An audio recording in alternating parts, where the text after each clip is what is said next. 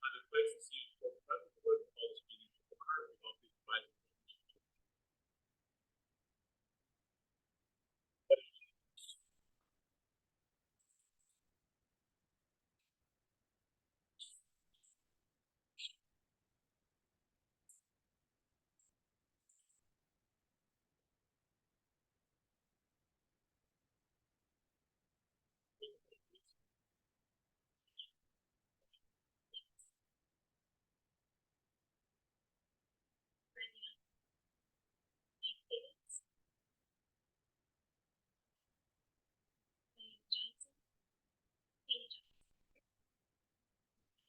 Here.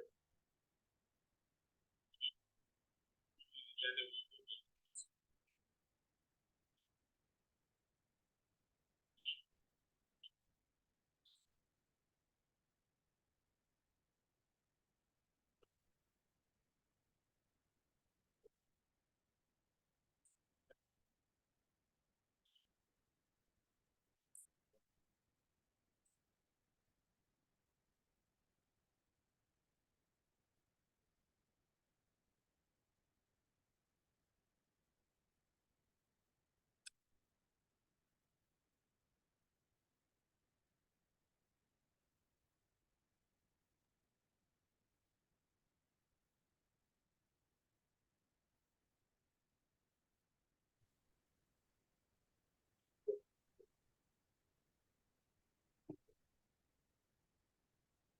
I love do this.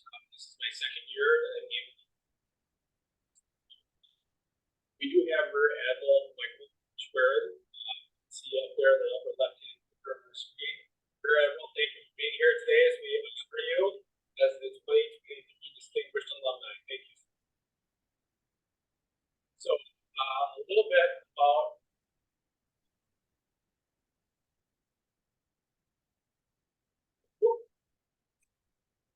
okay.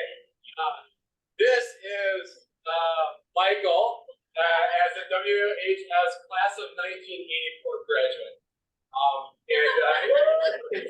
Good, I have the glasses too.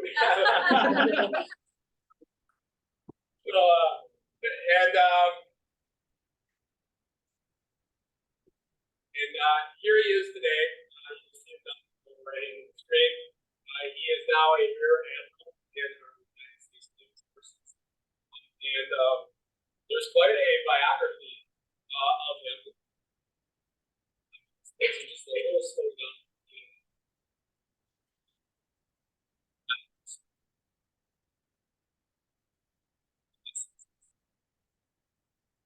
Am I fighting you or are you fighting me? Okay. He graduated in 1984. Michael was active in the fine arts and language programs.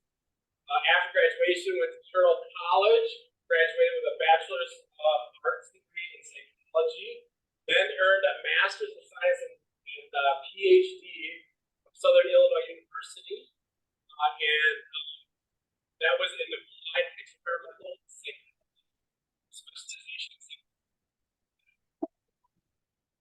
From this time to receiving a commission as a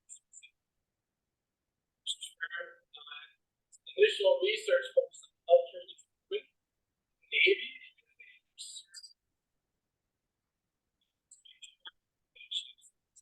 tell you that his work within multiple organizations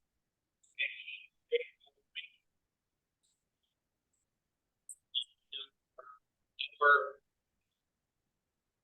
alumni. He then transitioned from active to reserve status as role as a Navy civilian researcher, sailor quality and life related to experience. And as a contract research, the Department of Defense, as well as the Navy, and as a contract research position, worked on the HIV/AIDS program, and looking at that,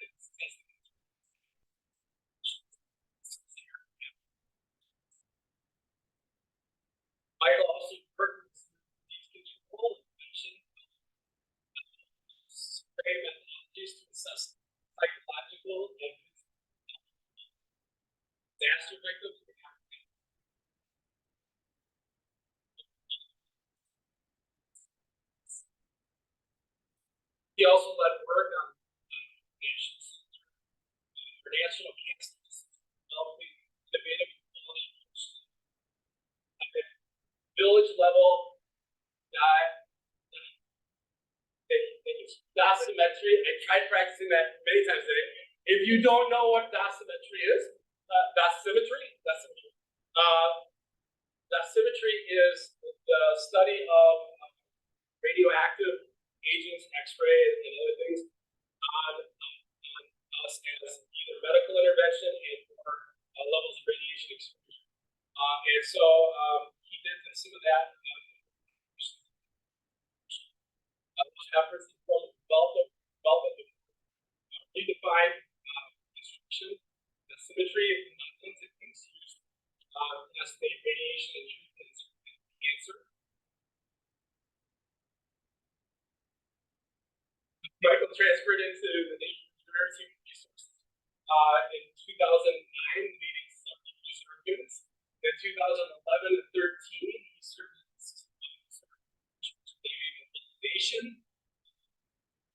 Site in San Diego.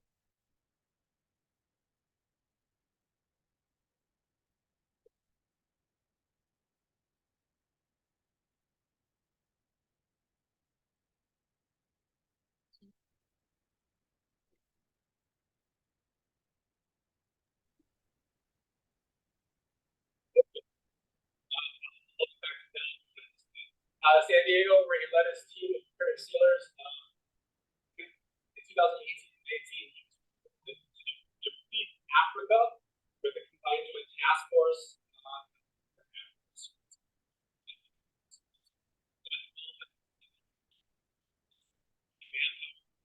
Planning, staffing, and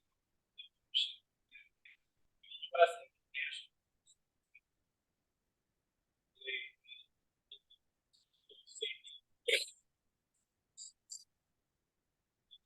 In October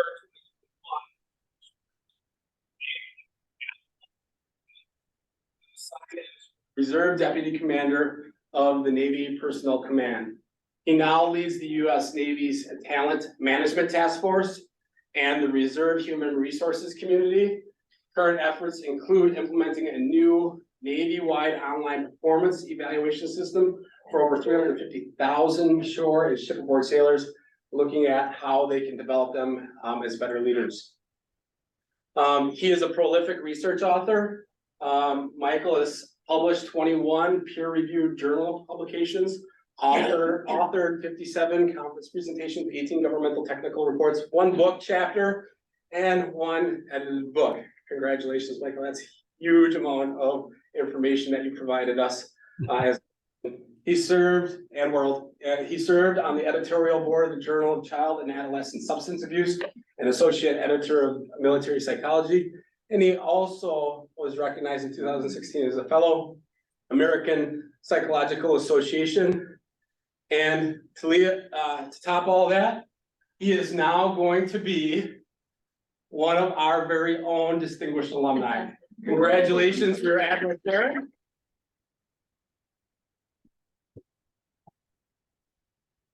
Thank you for that introduction, and thanks for the recognition. I'm really excited about the opportunity to come back to Watertown High School and talk to the students and share my experiences, and really proud to see that once a Gosling, always a Gosling. So thank you, and you get extra credit for having to read through all of the bio. Dosimetry is the hardest one. And I thought Djibouti, Africa was going to be bad. You basically have been almost all over the world, it seems. So I've been really fortunate, and I think I attribute a lot of that to the foundational learning and experiences I had at Watertown High School, the motivation to pursue education, to be curious, and to make a difference in the world. And that's something that has always inspired me. So I appreciate the opportunity. Well, congratulations, and we thank you for coming tonight. And we'll see you at our homecoming game. Fantastic. Looking forward to it. Thank you, Admiral.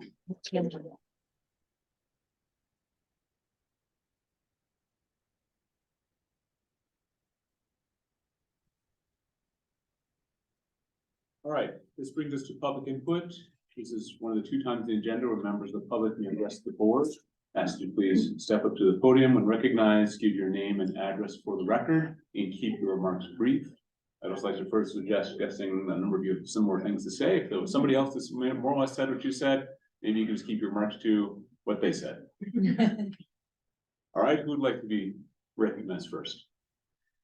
Please.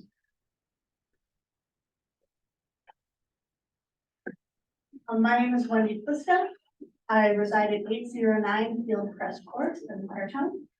I'm here as a parent of 2 children currently in the WSD. I have my older child is going to be a sophomore at the high school, and my younger will be a 7th grader at Riverside. I am here, as many of us are here, to thank the board for making the choices that you have made over the years to prioritize the safety of our children. We appreciate that you have made policies that make all of our children feel safe and welcome. And we particularly appreciate the bullying policy that you have put as part of the board docs. We recognize that you all have a very difficult job balancing the wants of all people in this community, and we are just here to speak for our children and say thank you for making them feel safe.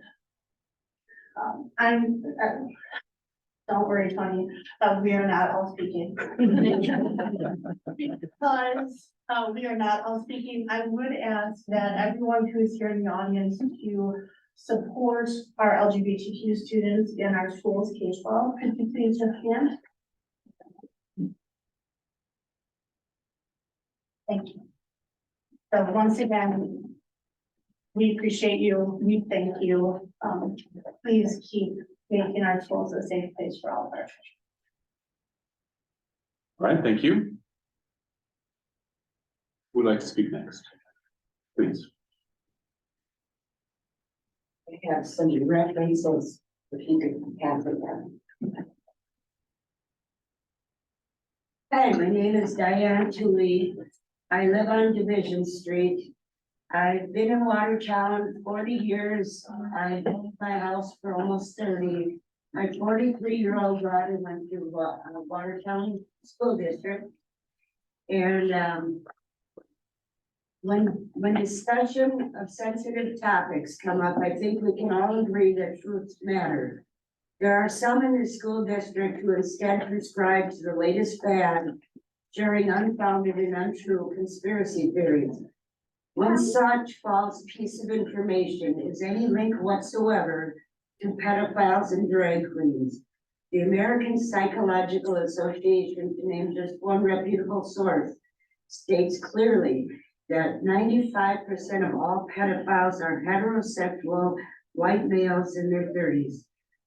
Another conspiracy theory that has been thrown around is that those who are looking into gender change have a high rate of suicide after their hormone treatment and or surgeries.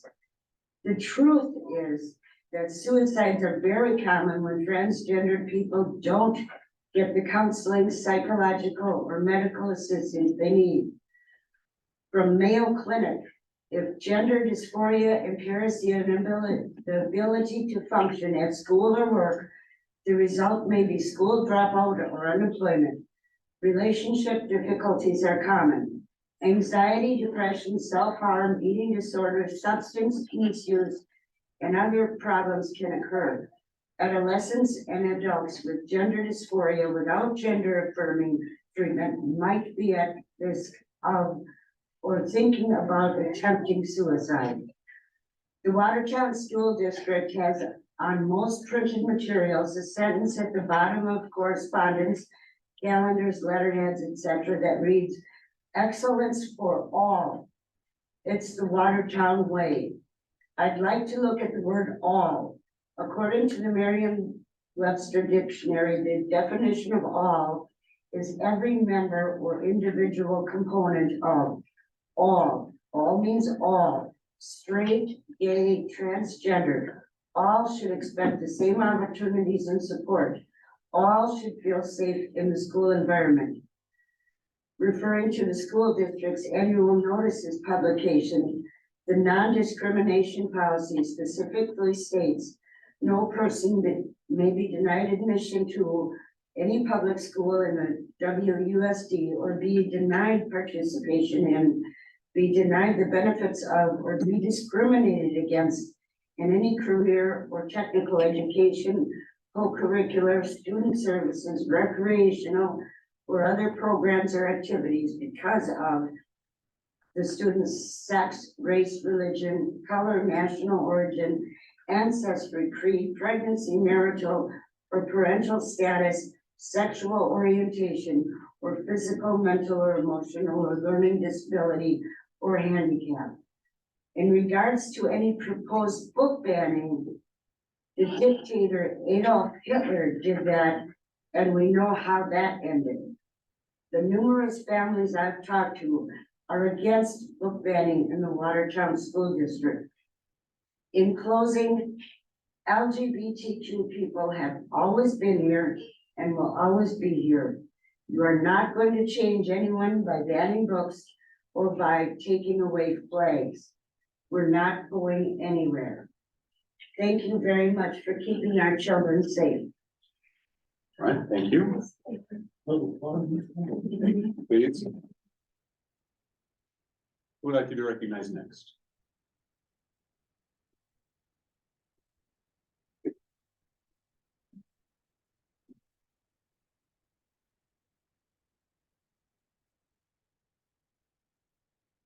Cedar Fremont, 1222 North Water Street. I'm speaking tonight from the perspective of a sixth grade teacher at Riverside Middle School. I'm wearing my teaching kindness is my jam shirt because I think it's important to know this about me. Every year I start out with a message to my students that if I can help them become better readers and writers, that's great.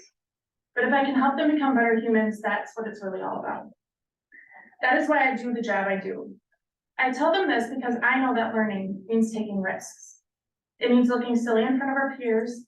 It means being willing to make mistakes. They are guaranteed. I need my students to know that in my classroom, we are a classroom that is safe. In my classroom, I hold students to a high standard of being good people. That means no matter what happened out in the hallway or at lunch or at home, the moment they walk through my door, it is a fresh start, and we owe it to each other to give one another the best of us. If my students don't feel this or know this, learning is greatly impeded. If students cannot come into my classroom and feel safe to be who they are without fear of condemnation, they will not meet their potential learning by a long shot. They will not feel safe to be a part of the conversations that lead to learning. If we give time, effort, and resources to investigating curriculum and books for material that is deemed inappropriate, and having conversations about how we are not allowed to address our students and their identity by the condemning factions of our community, we will see good teachers leave, students falter in learning, test scores drop, and will descend down a very slippery slope. Worst of all, my precious students, my kids, will have their home in my classroom put at risk. They will know and feel the weight of judgment from the community. Rest assured, as long as I leave my classroom, I'll do whatever it takes to keep my classroom a safe haven for all children. Because teaching kindness is my jam. Thank you. You? Is there anyone else that's recognized, please? Good evening. I am Tom Levi. I reside at 132 Harding Street here in the city of Watertown. I'm here to thank you for your service on the school board and the work you perform with our community to keep our children safe and secure. I'm also here to advance the care and concern of our children as they wend their way through adolescence onto adulthood. I especially want to state my support for the segment of our children who are LGBTQ oriented or are questioning their gender identity in this process. It is a common question that children ask nowadays, along with other ones, as to their maturation and growing up. For these children to be singled out, bullied, harassed in our schools certainly impedes their growth prospects and self-esteem. as they try to figure out their individual equal identities. Recently, individuals have come before you, most recently at your May meeting, and spouted such words as transgenderism, whatever that means. I don't think it's in Webster's, and grooming as an action occurring in our schools. They've also talked about banning books. These are not the answers to deal with their queer students and the use of preferred pronouns as they wish to be known as. I looked up the definition of queer in Webster's dictionary. It means strange or peculiar, and was used as a negative term to harass LGBTQ individuals. But in the 21st century, the term has been used to describe people manifesting a broad spectrum of non-normative sexual or gender identities. It's more of a positive identity nowadays. I urge you to consider the needs of queer students in our public educational system, keep them safe, secure, and able to avail themselves of the resources of the guidance office or their teachers to discuss these gender issues with a knowledgeable adult. Sometimes they don't feel comfortable dealing with their parents in these issues. Their teachers, people they come into contact with daily, are the ones that probably would be most of aid to these children. I would also urge you to support for our school librarians and classroom teachers to choose books and digital materials for all of our students to learn about these issues at age-appropriate levels, to promote greater understanding of these cultural issues in our greater society. Here again, reasonable protocols can be implemented to allow parents of our students who object to various books to inform the teacher of their students related to their children. There's also a process and a protocol that you have adopted for them to bring this to your attention. I note on the board's homepage that your adopted vision for our faculty, staff, and students is for everyone to advance. That vision is excellence for all. It's the Watertown way. I emphasize the all as being an integral aspect of that vision for you to consider going forward. Thank you for your attention to us tonight. Thank you, Tom.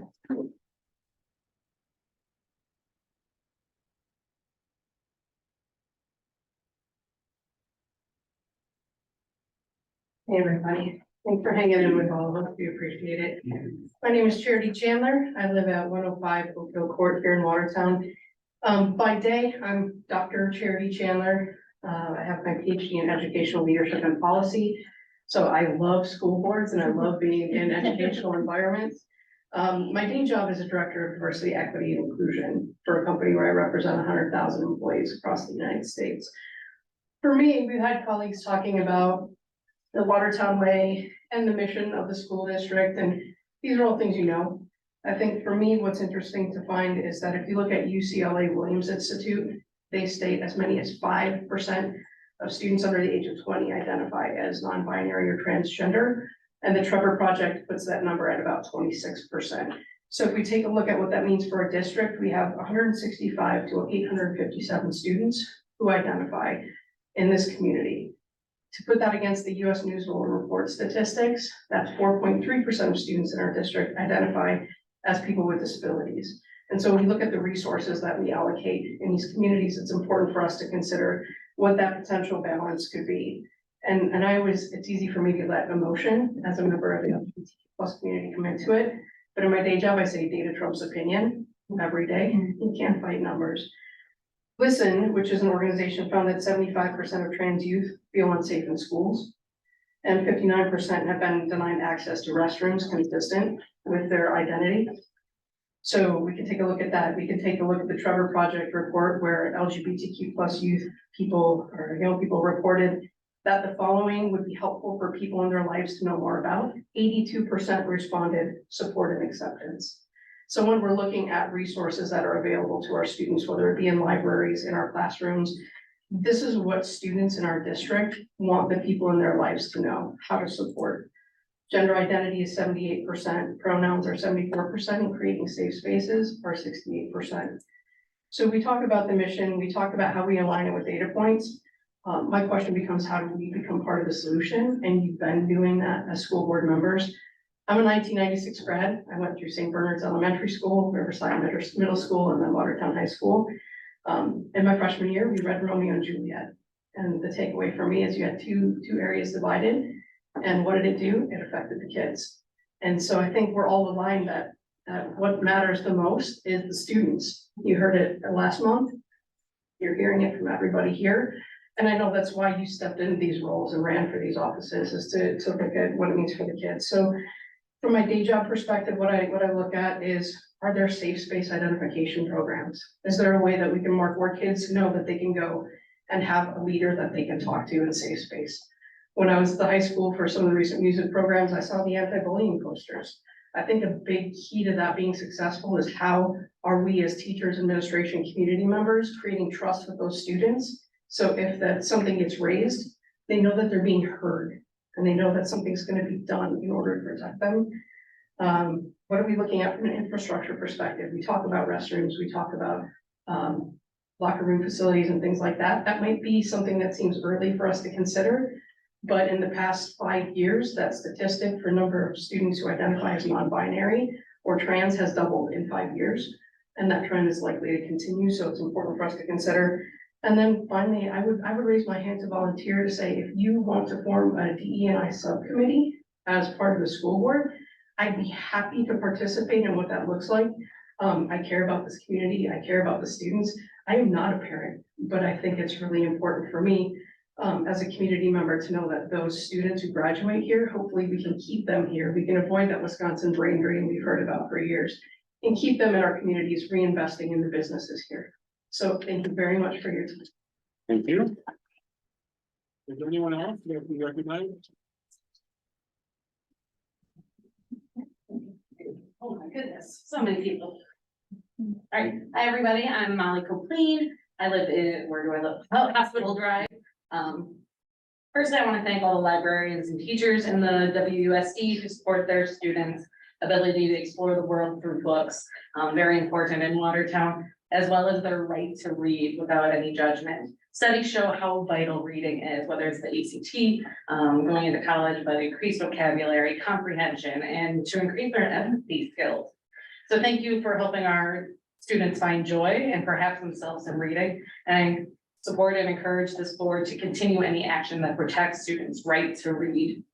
Secondly, I did teach 8th grade for 6 years. I left the profession last June. I do miss them, but I was reminded daily how hard it is to be a young teenager. There's plenty of heartbreak that we don't even invite into their lives anymore. And in fact, that we can help alleviate by being inclusive and seeing them and accepting them. In my former classrooms, I'm a TV nerd. I had a poster with a quote from Brooklyn Nine-Nine, and the quote was, it just helped show I valued them however they came into the door. The quote is, every time someone steps up and says who they are, the world becomes a better, more interesting place. So in closing, I want to thank you all and thank all the WUSD's employees, as well as the Watertown community members we see here, who might be the first ones to hear and appreciate the LGBTQ plus students, who, when they share who they are, and for the adults who are able to act as their support system when they do come out and share who they are. And finally, to whomever might be watching on the live stream, to the students who identify as LGBTQ, I'm proud of you. I thank you for sharing and saying who you are in a world that might not want to hear it just yet. And I can't wait to see how much better and more interesting you'll make Watertown and the world. Thank you. All right, thank you. Anyone else?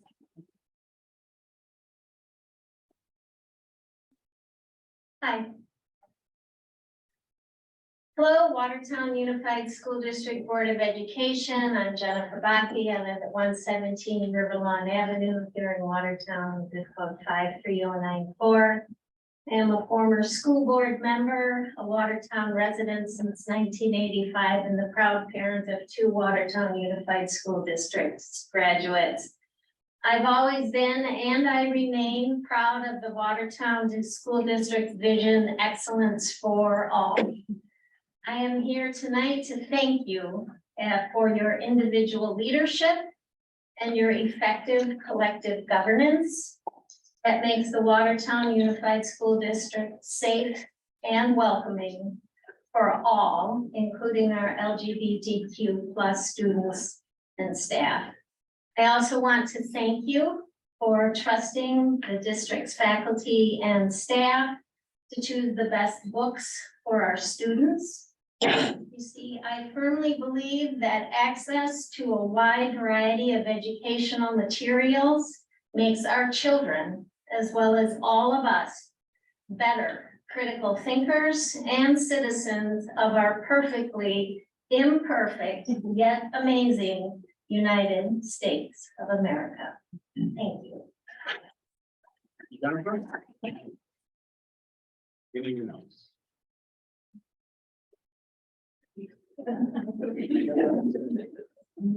Greetings. My name is Jude Christensen. I live at 132 Hardin Street in Watertown and have resided here since 2005. The perspective I'm coming from is this: I believe each and every person is important and should be treated fairly and kindly. The Watertown school system model of excellence for all is one that is commendable. I was employed by Jefferson County Human Services for over 33 years as a case manager with youth, families, and adults who experienced or perpetrated child abuse and neglect, mental illness, substance abuse disorders, people making poor choices resulting in juvenile justice system involvement and drunk driving. I retired from that, my last job, 6 years ago. We worked in cooperation with schools and law enforcement as well as community members in the county. I started that career in Illinois and California, working with similar populations since the 70s. Now I'm in my 70s. Thanks to the school board members, I would like you to represent the community as we work towards consensus in giving our students the best chance to succeed in life. Change can be difficult. We often fear unknown and little understood behaviors and appearances at first. Life presents many learning opportunities. Please seek accurate information. Excellence for all. In my social services and public educator experiences, I've known and worked with a non-judgmental manner with children and adults who had been neglected and abused because they were different. In the late 70s, I worked with a girl who was born with both male and female characteristics.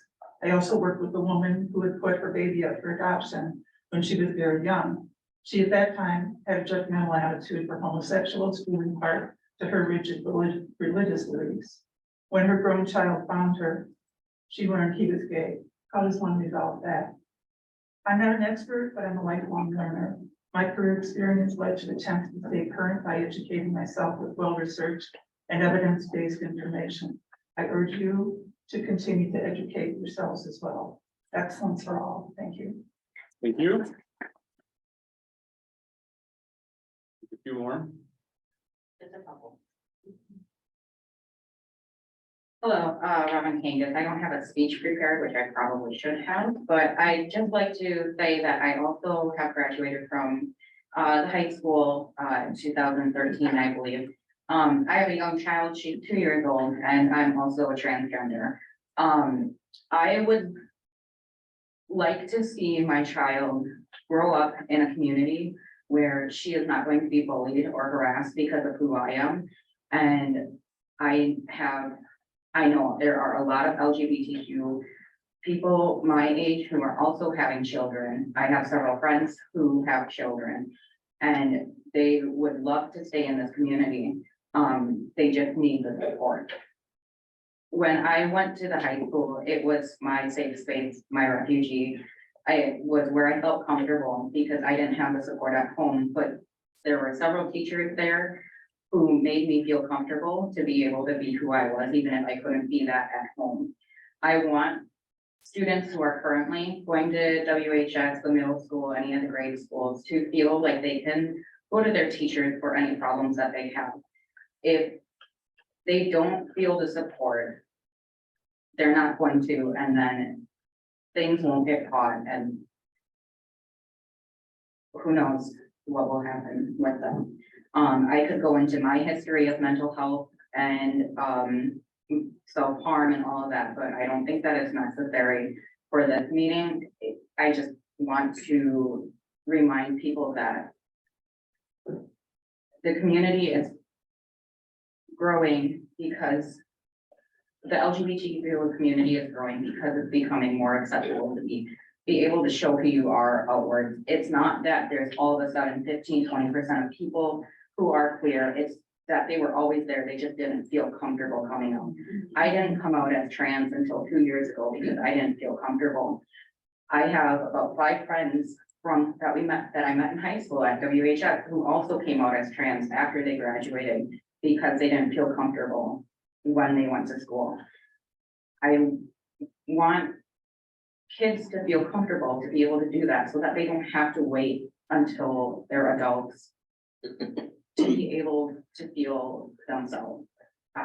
Thank you. Thank you.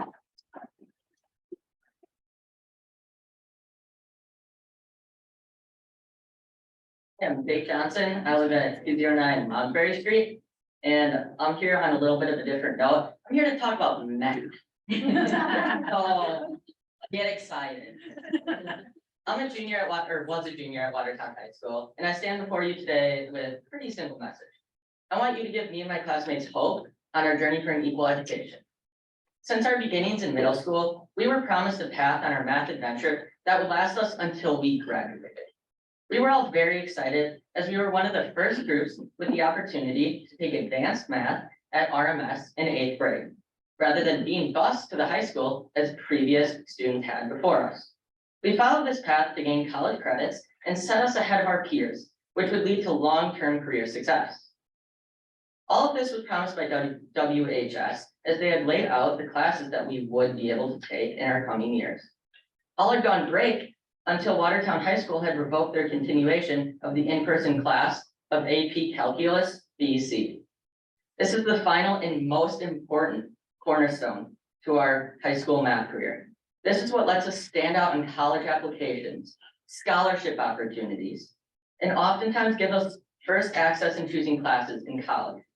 By taking this opportunity away, our level of education has been lowered. After canceling the in-person calculus class, WHS administration and student services staff came up with a solution to allow us to take this class online through a university. This sounds like a solution at first glance. However, once you dig into the roots of this idea, you realize that this is not a good solution. People who I've spoken to agree that critical group collaboration and quick responses to important questions that you ask the teacher are eliminated in this format. Both of these listed are vital skills for any student to succeed in a classroom environment. And taking away these skills negatively impacts our opportunity to learn. Effectively, Watertown High School is taking away our chance at a comprehensive education. This is also not the first time this has happened. The 2 capstone Project Lead the Way classes for engineering have not been offered to me, which are listed as class options. I wish to not let another important class be taken away from my education. Some of the highest performing students in WHS are being withheld from their full potential because of the lack of opportunity for available in-person learning. Out of those that signed up to take the calculus in-person class, only 2 are considering to take this virtually. That's 30% of what wanted to take it. Excellence for all means that we all have the tools to succeed, and that promises are kept. I ask that you reconsider the current plan to run this curriculum virtually in hopes that you will offer this class in person. Thank you for your time.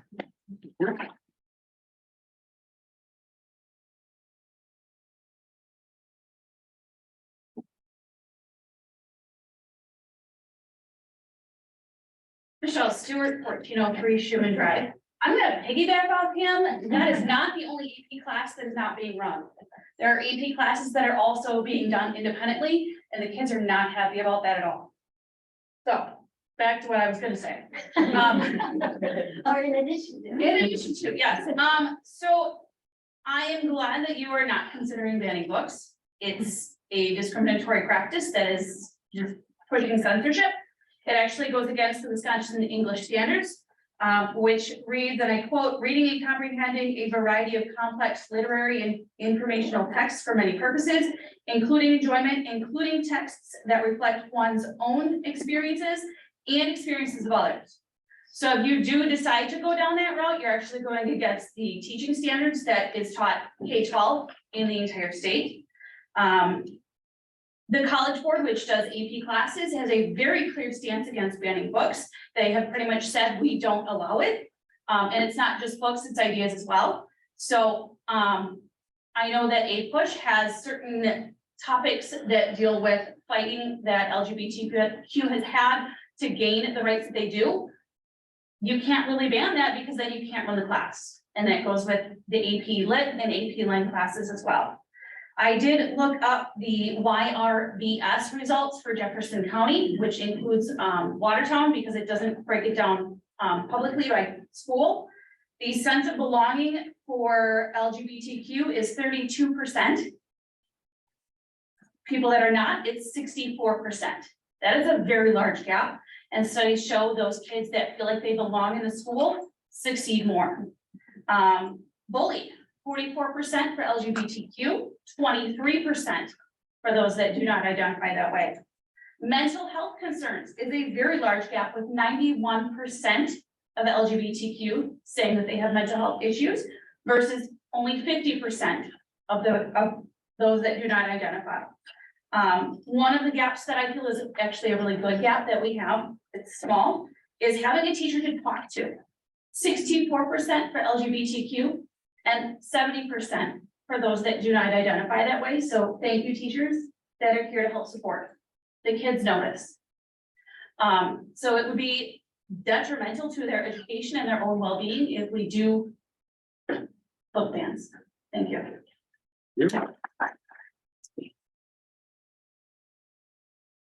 Take one more.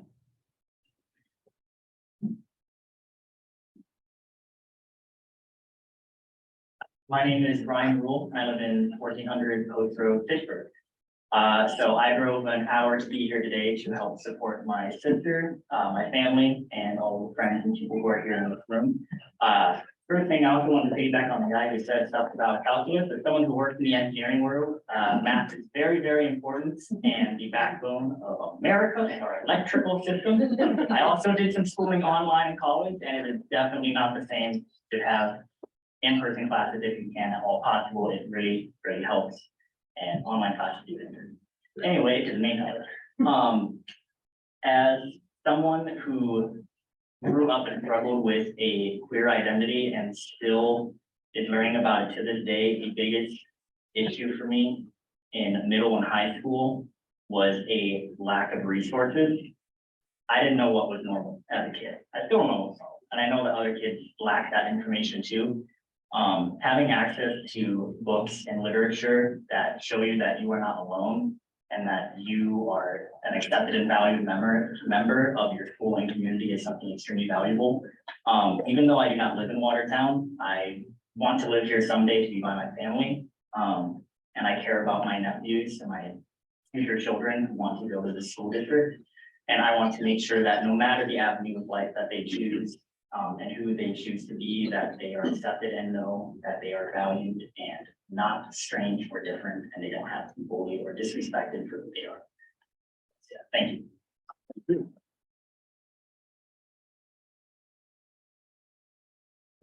Thank you, everyone. We do appreciate your comments this evening. Appreciate you being brief. Very, very helpful. Thank you. Thank you all. Thank you. Thank you. Thank you.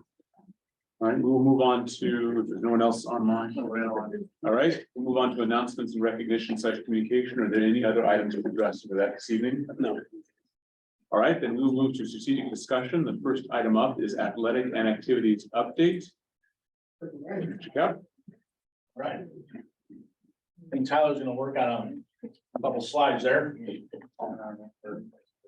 good over here talking, or is I can make the podium? You're good. Okay. I'll meet you. I'm good. I can get us then. We'll see what I'm fighting with. I would say it takes a moment to catch up. Okay. We'll wait till it gets started, but I'm sure I'm getting a finger in the air. I should just be waiting here.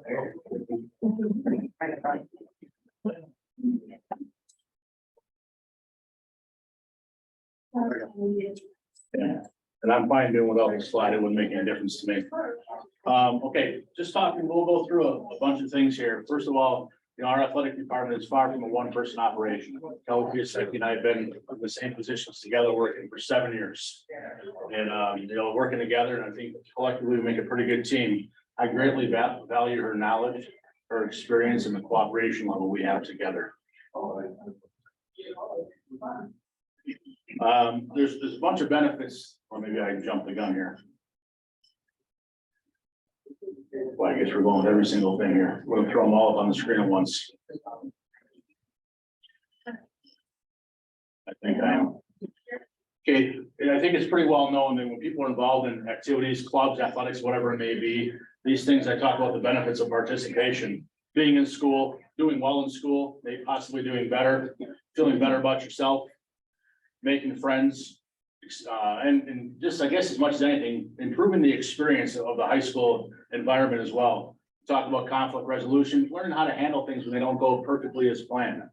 Certainly a broad brush, but, and the final one for us with time management is, improving our kids that are involved in a lot of things are almost magicians, and they juggle a lot of different things. And so it's hard, it's difficult, and the more things the better you are, the more people want those kids involved in things. It's a tough balance across the board. But I think as you look at those things, those are it's kind of the makeup of the kids that are involved in a lot. My very last thing I'm going to talk about is going to be our improved involvement with activities. And there's been a pretty strong push from the district level, obviously from the school board and from the district level and the building levels as well. Our clubs, we have over 40 clubs right now, clubs and activities. The opportunities are just to have a sense of belonging, be around people that have like interests. All of these look so much different. I'll talk about these at the tail end too, but all the clubs look so much different because some are a safe haven, some are very competitive, and there's a lot that are in between those two things, where there's a competition piece, but there's a lot that are right in between. The idea thing is to have kids involved with something they deem to be interested in. If they're interested in, they'll be involved, they'll like it, and they'll find others. And we've done a really good job, and this isn't a one-person operation. This has been the entire school. It's been everyone that you maybe even wouldn't expect, besides the certified staff and support staff, everybody else from the guidance office to nutrition and food service, whoever has a relationship with kids has an avenue to try to connect kids. We made a very conscious effort to try to get kids involved with it. So at the end of the first trimester, I meet with every student that's not involved in something in the fall. Obviously, there's going to be things that are going to come up, whether it be the musical or something of the ilk of the art club that maybe hasn't started, whatever it may be. It doesn't matter what it is. It doesn't have to be sports driven, just in general to be involved in something, but also understanding that every family circumstance is different. Sometimes there's responsibilities that have to watch younger children at home or work. There's an employment piece. And that also talks about the involvement changes as the kids go through high school as responsibilities, and whether it be the workforce or college or whatever the case may be.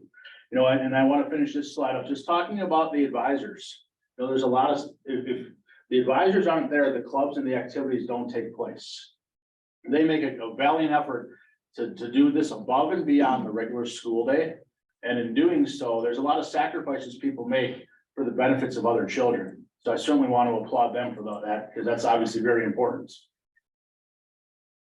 So we have a couple new things coming for next year. I didn't realize I was going to do each one of these. Okay, so first of all, lacrosse for the first time, WIA has recognized that as a lacrosse, as a WIA affiliated sport. So the background for us is we've had a club for a number of years. We're probably approaching 8 to 12 years, if not more. And there's probably people in the room that could correct me on the number of years. And it's a really strong club.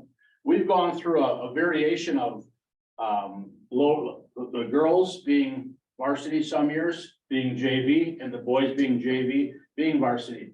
What happens this year is our girls are at a varsity level, our boys are at a JV level. Next year, our plan, because the WIA is allowing this to be and recognize this as a WIA sport, we'll have varsity boys and varsity girls. That's our proposal to have that. There's a couple variations there are a couple things that are important to talk about this. And at this stage, from my standpoint, it's anticipated, it's requested, and recommended. When the WIA has some things in place, if we're not a WIA sport, We cannot compete against schools that don't recognize it as a WIA. If we're not a WIA sport, we can't play schools that have a WIA, that consider WIA sport. We don't have anybody to play. This is a really important piece. Lacrosse is coming in, both genders, boys and girls, it's separate, it's not co-ed, both run in the spring season. And they coincide in the obviously the spring of Wisconsin being in mid-March, and there's some challenges outside, and there's, when things are run at a club level, it's a little bit different, and it's really difficult for parents, it's difficult for the students, everyone involved, as there's a transition to it, to be considered WIA in high school sports. There's a lot of things that get taken away. There's a lot of safety pieces that come into play too, as well as, I guess we could start with the transportation piece, as that would be part of the role of the school district. Are there expenses? Certainly there's expenses to start with. Whether that's just reoccurring expenses or just to get off the ground, whatever the case may be. So we're gonna have a conference right now. There's between the Big 8 in Madison and the Badger Conference that we're a part of with our 16 schools. We'll probably, right now, they're working out the details, but we'll probably have a 10-game conference. It looks like we're gonna have 7 schools in the Badger, 7 or 8 schools in the Badger that will have a lacrosse team, and there'll be 4 to 6 in the Big 8.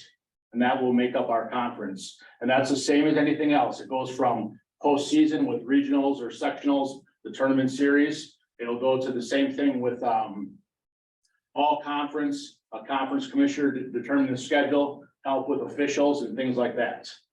So from a lacrosse standpoint, this has been in the works, probably a hope for a number of years. Once the WIA adopted it, it allowed us the opportunity to push it forward so that a decision and a determination can be made.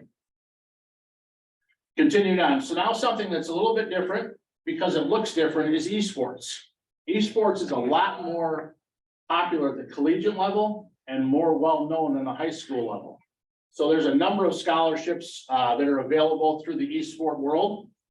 And with the esports, so for an example, depending upon the seasons are 12 to 16 weeks.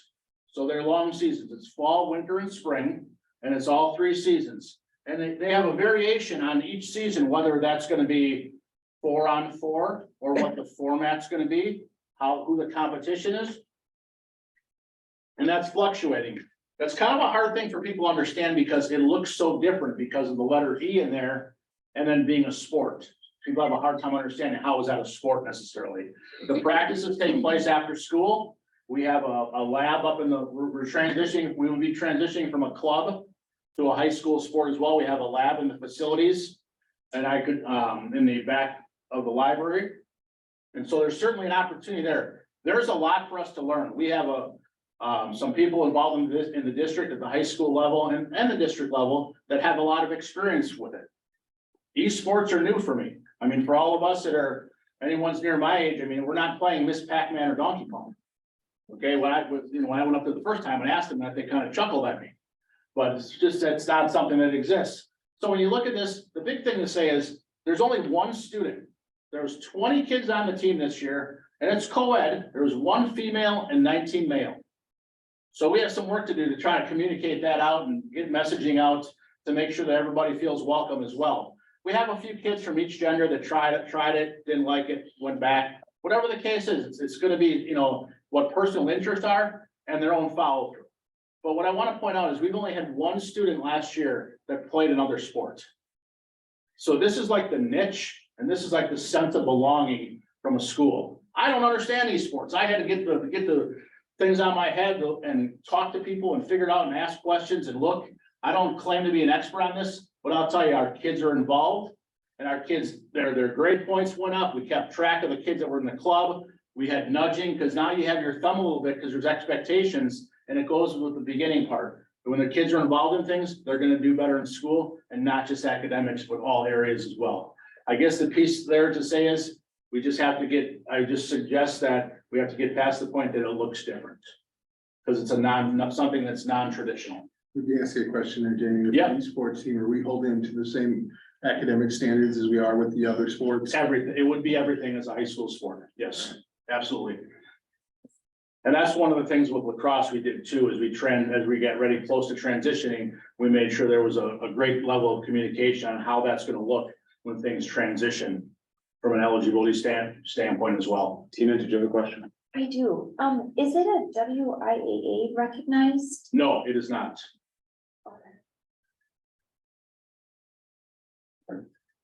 Is there an organization that oversees? There certainly is, it's for the state, and we have Dave Lockstein is probably one of the experts of the entire state when it comes to it. So we've got an ace in the hole from a knowledge standpoint, and who's been on the board from the very beginning, going all the way through. So there's a knowledge base, and I'm in the position to pick that brain a lot, because this, as I said, this is new to me.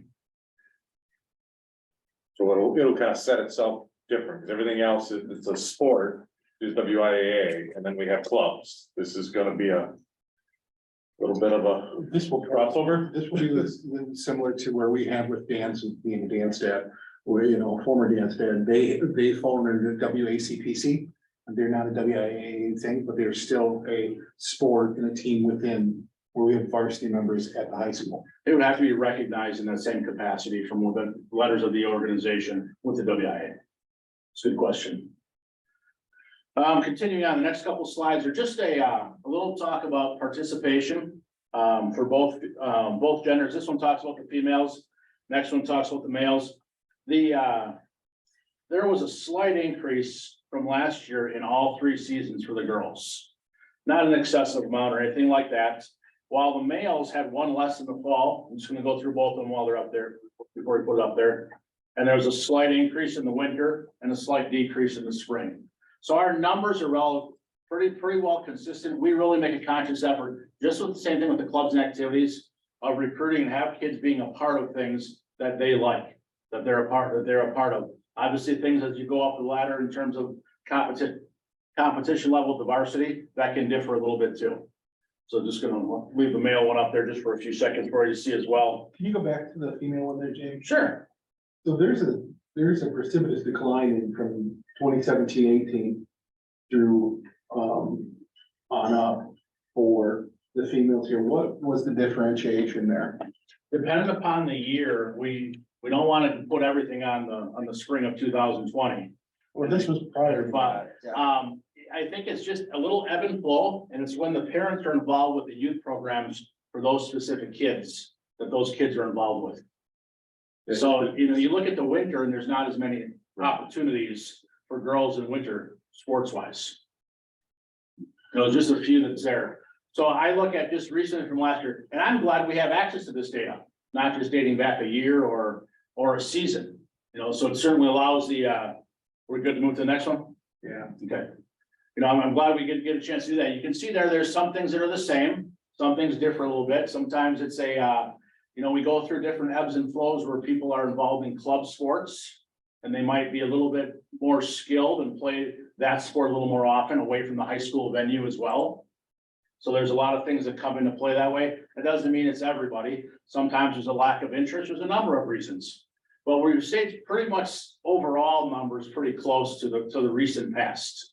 But we're not, I don't think we're ever satisfied. We want kids involved in things because we know it's a better experience all the way through the school day as well. But this is just athletics, this is not. This is just athletics. When I get to activities, it's gonna blow your socks off.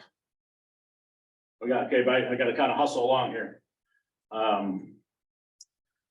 Okay, so when you look at the things here, so just kind of trying to summarize here. We're obviously trying to strive for participation for everybody to be involved. You know, kind of a comprehension piece. When I talk about the clubs and activities, it goes hand in hand with the comprehensive education that's provided school-wise. So everything that you could possibly think of with these 40+ clubs, there's an opportunity for everyone that has an interest to be involved in something or multiple things if that's what they choose from. Obviously, we move on to the education-based athletics. And I talked about the positives before. There's challenges too. Transportation is a huge positive, or a huge challenge, I should say. Obviously, there's a number of things that you know, there's a shortage of officials. There's a lot of things, and the pay of officials are going up continuously. So it's tough. You know, new opportunities, I look at there with both esports and lacrosse. I'm just trying to make sure everybody is well aware and I try to, as much as possible, try to communicate it out as clearly as possible. Just so whatever decisions are made, they're going to be made.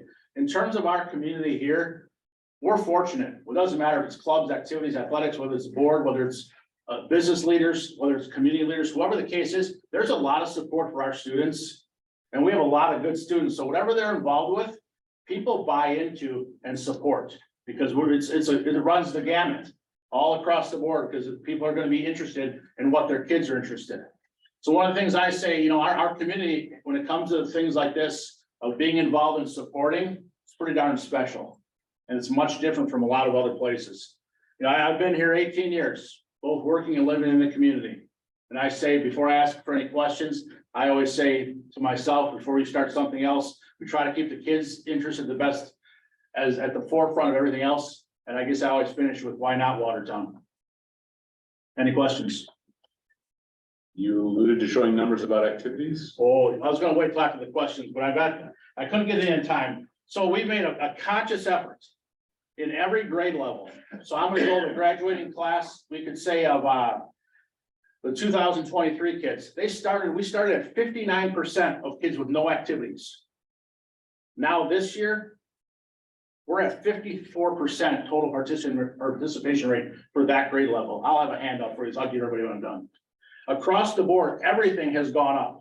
So the number of no activities was 50, I'll go grade levels, 55, 60, 59, and 62 in the school year of 2021. And now, right now, it's no activities, 46, 39, 29, and 25.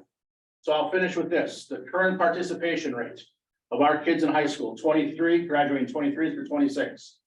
54% involved for one grade, 61% for another grade, 70.2 for another grade, and our freshmen were at 74. Okay, that could be a spike, it could be a certain thing, it could be an interest, but I'm saying we're making a conscious effort, and the kids are involved, and this is a whole thing, this is at the home front, the district, the community, everyone's a part of this, that these participation numbers are to where they are. All right. Other questions from board members? Thank you for your efforts on this. Thank you very much. You're welcome. Our next item up is the dual language update. Amy, you want to put that to Ashley? Yeah.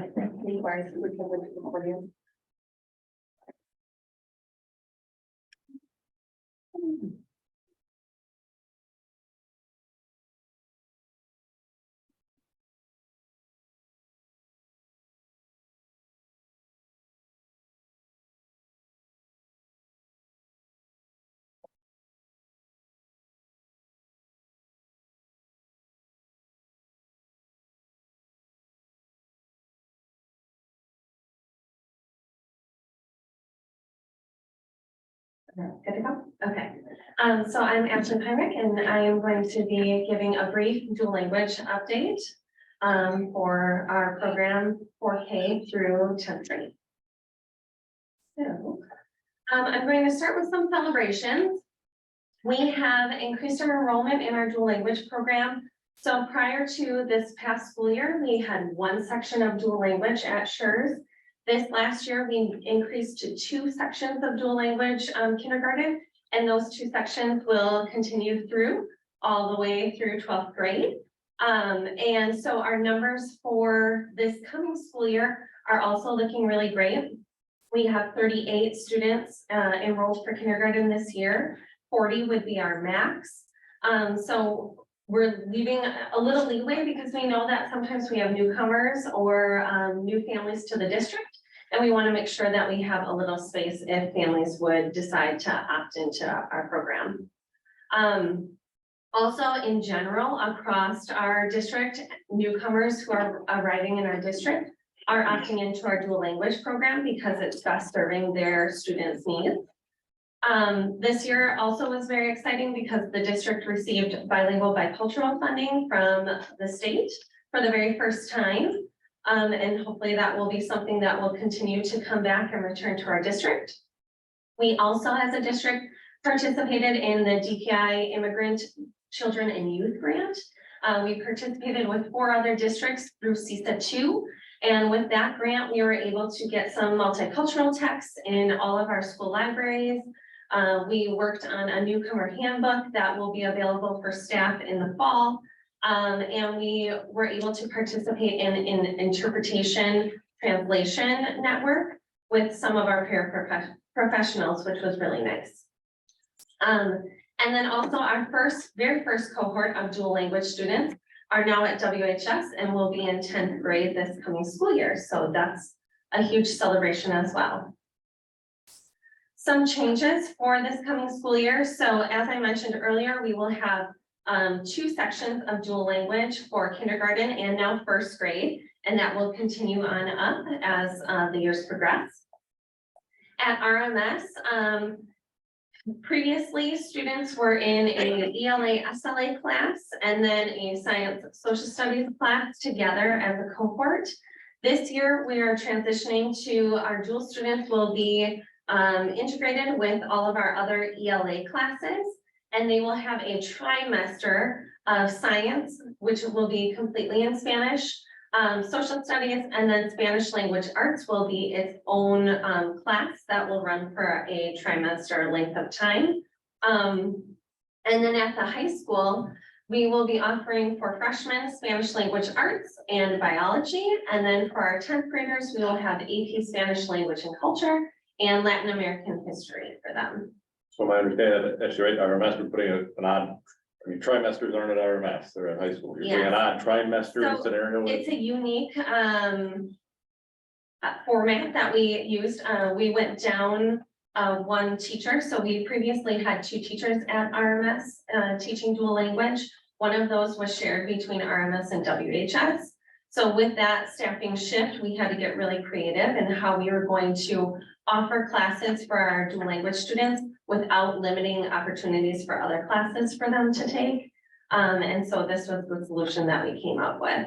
It's also worth noting that while the core classes are in that semester format, electives at RMS are in fact in a trimester. You're fitting into the elective structure. And lastly, some challenges that we continue to face with our dual language program. The biggest one is staffing.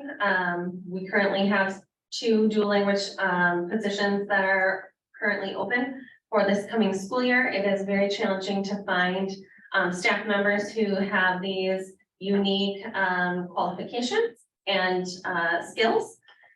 At the same time, we have a challenge of having enough EL staffing with our increasing number of EL students and newcomers. So I put in the 21-22 school year, we had 18 newcomers. Those are students who arrived to the United States from another country and have 0 English abilities. And so this past school year, we had 17 newcomers. A lot of them have gaps in their education. So we really have to invest a lot to make sure that they're successful in our schools. And then along with that comes family support. At all of our buildings, the first people that our families encounter, none of them speak Spanish, which is quite difficult when, they're new to the district, they're new to the country, and making sure that they feel supported and they feel welcome. And so that's a continued challenge that we have as well. Yes. Question, when I hear dual language, what my natural assumption is that it's English and Spanish. Yes. Is that, we call it dual language, is it really 2 languages? And so if somebody was Filipino or Hmong or German or Italian, what do we do with those families? Do we have any? Is it not a need? So we call it dual language, but it's really Spanish and English. Is it really 2 languages? So you can set up a dual language program around any 2 languages that you would like. Ours is set up with English and Spanish. We do have other ELs who are in our district who speak a language other than Spanish. They are not in our dual language program. However, they could opt into the dual language program and become trilingual if they would like.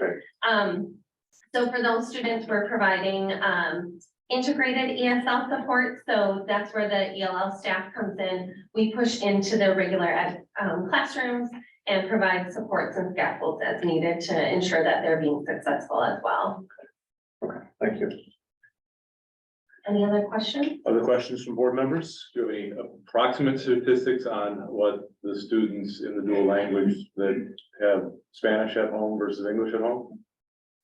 So I don't have exact numbers, but we try to shoot for a 50-50 makeup. I know that's So- what we shoot for, but I don't think we've ever been there. Yes, so typically our class sizes were around 18, so we had 9 students from a Spanish-speaking household and 9 from an English-speaking household. It does vary from year to year, and I will say that by the time they get to middle school, high school, we are more heavy on the Spanish-speaking side. Just because sometimes students decide to opt into STEM or other programming. And then with our newcomers opting into our dual language program, then we get a little off balance that way. Any other questions? Thank you very much. Appreciate you being very succinct with that. 3 slides. and a big thank you. I'll try to keep it brief. Right, next up is our achievement gap reduction report. Superintendent. Yeah, so the report is in the board docs for you. I can go through that with you in detail if you'd like. This is an annual report that we do to satisfy our AGR grant that we have at Shores. The information that you see is based on basically 2 categories. The assessment data that we are tracking as to improve access towards our goals, as well as our goal information that is in the document.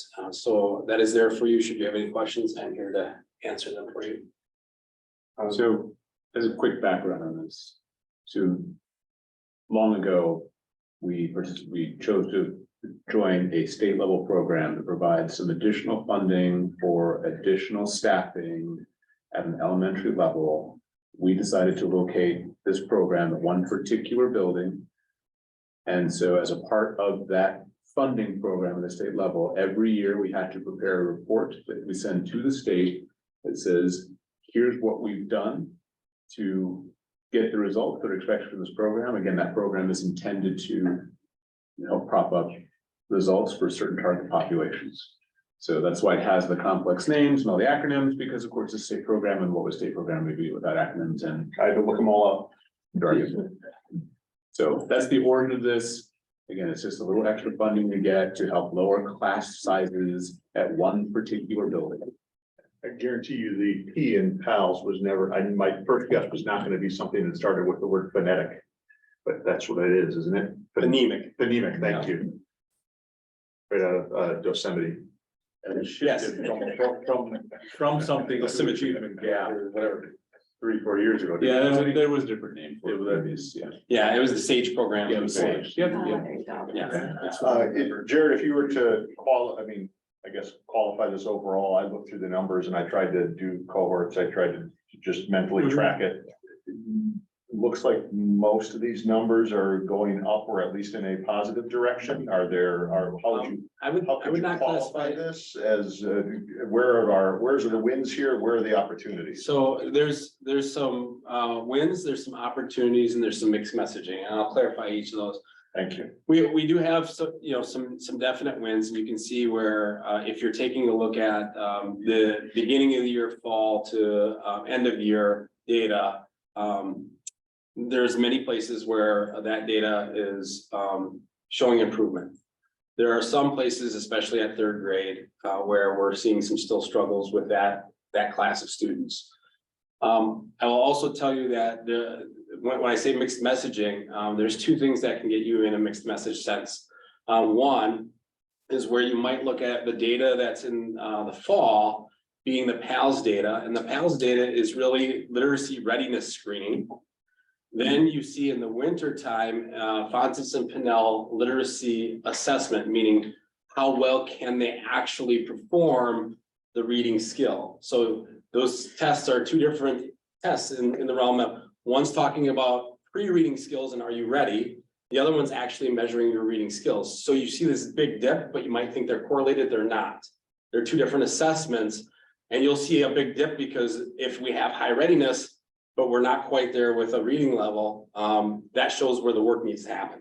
Okay, and you do see a big dip in some of those numbers, and the work that needs to happen is transitioning those higher level pre-reading skills that we have in place, getting those higher, but also transitioning those into action, right? And the action being a reader and measured by Fontes and Pinnell. Okay?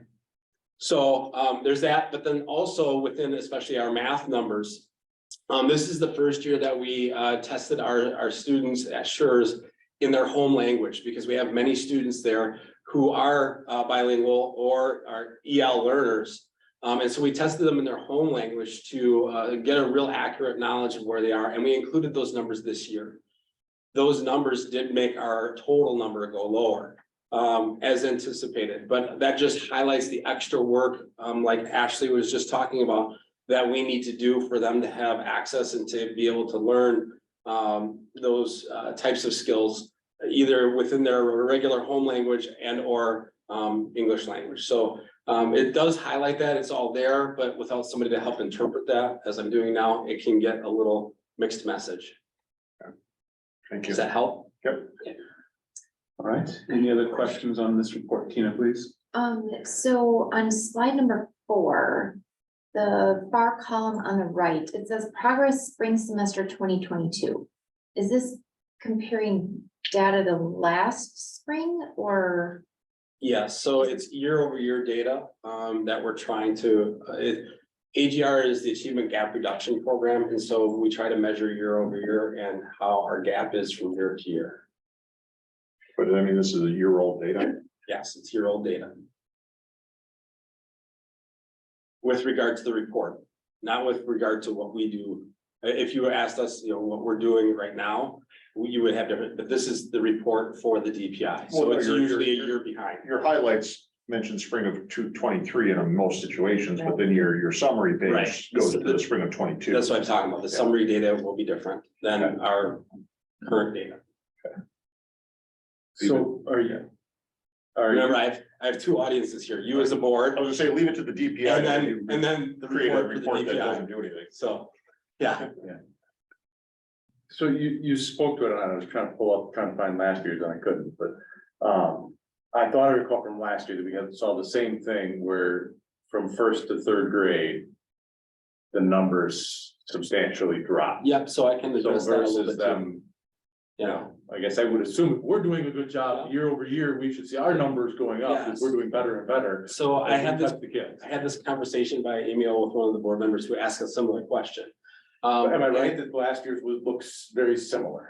Yes, and, Okay. and you'll notice that, one of the issues is, again, with the assessment and what we're measuring for. So when you're looking at the assessments like Fontes and Pinnell, and you're measuring against the benchmark or STAR, and you're measuring against the benchmark, that benchmark continues to grow. And if you were to say, oh, we had like 35% of our students, you know, proficient or advanced, and at the beginning of the year, now it's only 18%. Does that mean we actually harmed kids? No, what it means is they didn't grow as expected, but they still grew. What I mean by that is third grade, especially in a number of assessment years, or a number of assessments, is a year where you see a large benchmark difference between the beginning of the year and the end of the year. And that should be anticipated growth. They're going to grow a lot. Exactly, it is a phenomenon, you know, that we know about. The issue is if they don't grow as is expected, then it's also the year where you can see the biggest transition in your scores as well. Not saying that that's what happens first grade through third grade, but what I can say is that we're not getting as much growth as we anticipated. So that should tell us that we need to be looking at either A, our core curriculum change, and we are, or B, our intensive measures for those specific students. To get to a faster growth recovery, because we're not, what the data is saying is we're not getting there. So I think last year we had a very similar conversation. So, and you're talking about year-old data that we're doing. So what, as a board, what can we expect to, you know, that's the glaring one to me on this, is it seems that we're missing hitting that growth through that as we go through the grade years, at Schurz in particular. What can we expect as a feedback as to what we're actually gonna do actionable about that? Okay. Well, we are. Here's some things we're looking at, I want to know that we're turning looks into Yeah, action. well, that's why I said we're already doing that. We're refreshing our curriculum, especially in math, and had already started refreshing our reading curriculum. And so as it takes a little bit of time for implementation, we're hoping that our implementation and implementing it, the way the program is supposed to be implemented, we will get better results. As we're doing that, we're also taking a look at the data to see if we are getting those results or not, and whatever other interventions are changing. And so when we adopt a new curriculum, we also talk about adopting other materials like intervention materials. You guys have seen that in some of the presentations that you've seen within the ESC or the educational services. The reason we do that is because we know that the new curriculum is aligned to a different or higher benchmark level than we are used to.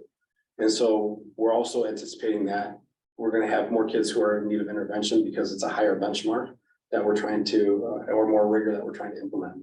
And so we anticipate that there are kids who are going to need some more help. So those are the things we're doing. The results are going to be over time, and we're going to have to see how we're doing that, and we're going to have to adjust along the way. But we are already implementing those kinds of things. Tina? Is there, not to say that it's available now, and I know we're, kind of turning to more of a focus in some data areas and things like that. I would be interested to know, like, now that we have this dual language program, it sounds like K through 10 or K through 12, yeah. okay? K through 11 next year. Well, 10 next year, 11 the year after. Okay. As far as like how those students or how this data, as far as like, oh, okay, to see the growth and, and those kinds of things. There's a nice chart that I can't remember what it relates to. And it shows the number an enrollment chart where it has the year where it follows the you know what I'm talking about? What she said is she would like to see more cohort data. Achievement data particular to dual language carried through time over the years, looking at one class as it moved through the system. Now, Compared to the total student population. The colors and the numbers. Thank you, Tony, for that interpretation. That was very accurate. Well, and that's where, because to me, the data looked very similar a year ago. Yeah, that's. Saying that the third grade went down, and I thought some of the discussion was, well, that's that cohort. And now we see it again, well, that's not a cohort, then that's a process, that's an environment, that's a whatever. Right, and as I've shared with the board before, looking at how we utilize data and getting to have it at that kind of level has been a process that I've worked on quite a bit this year. And that I think as we build into our new data position, as well as the work that I've done with Wise Dash Local this year to try to secure data and better align it to the individual as a student versus the whole. Getting to cohort data and getting into some of those particulars can be a lot easier for us to try to get to that root issue. Is this just a small cohort or that grade, of students that pass through and now everything should be better? Or is it a universal need that needs to be changed because our curriculum just isn't meeting the needs, and or how we teach the curriculum isn't meeting the needs of our total student populations? So those are the things that over the next few years, we are really going to dig deep into and work harder at. So we will have that piece as well to help guide us. But what, Jared, is your leadership opinion on it? So historically, this is a very unique situation because DPI requires us to see building specific data. Generally, we have not looked at building specific. Yeah, the only reason you're Data, do you like that idea that we're looking at building specific data, or do you prefer it not be? I like disaggregated group data because it can help talk about whether it's a system issue or a non-system issue. That also we have to be careful of, because you also have to recognize that every group is different in how and why you selected them as a group in the first place. And how students have self-selected or people have self-selected themselves into whatever start they did.